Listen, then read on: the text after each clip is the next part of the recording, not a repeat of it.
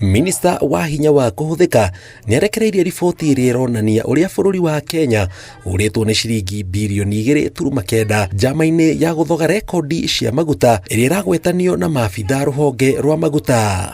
Kũringana na Wandai, kĩganda kĩa maguta kĩrĩa kĩ bũrũri-inĩ wa Arabu marĩa Kenya ĩrenderio kũringana na ngirimiti ya thũgũrĩ ya gatagatĩ ga thirikari ĩyo nĩyo G2G, maguta macio makinyire Kenya na thogora wa ciringi 140 na 111 o tani kũgerera PMS XMT Force Mercury.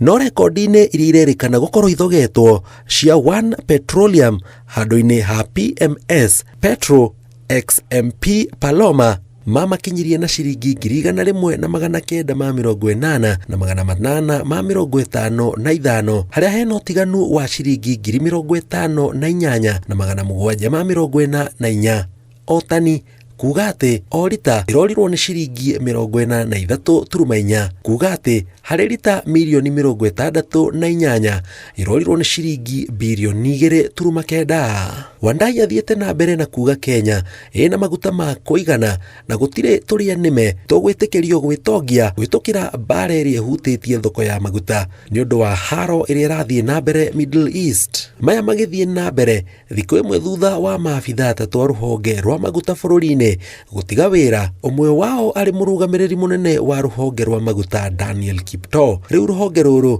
nĩ rwanĩrĩire Joseph Okech ta mũrũgamĩrĩri wa ihinda rũhonge-inĩ rũrũ. This was a unanimous decision by the board members. You can see we have directors who are physically present here and those that are all online. So we had 100% concurrence that Dr.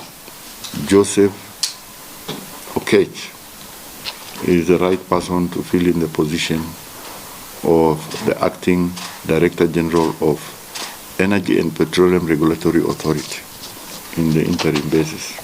Okech akoretwo mũrũgamĩrĩri rũhonge-inĩ rwa hinya wa thitima, makiuga ena ũtaaramu wa makĩria ma mĩaka 25 na ena ũhoti wa gũtongoria rũhonge rũrũ na wĩigĩrĩrĩki. O maugĩte ũthuthuria nĩ wambĩrĩirie wa kwenjera ungumania wa gũthoga rekondi cia wĩigi wa maguta ũrĩa Kiptoo agwetanĩtio naguo, na ono atarĩ na mahĩtia nĩ egũcokereria wĩra-inĩ wake.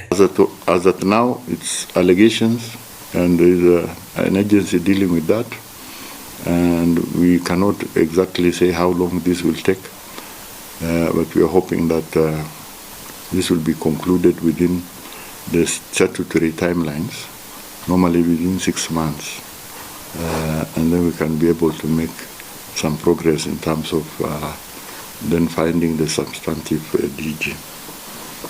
Ngĩribotera Inooro TV, njĩtagwo Njenga wa Wambui.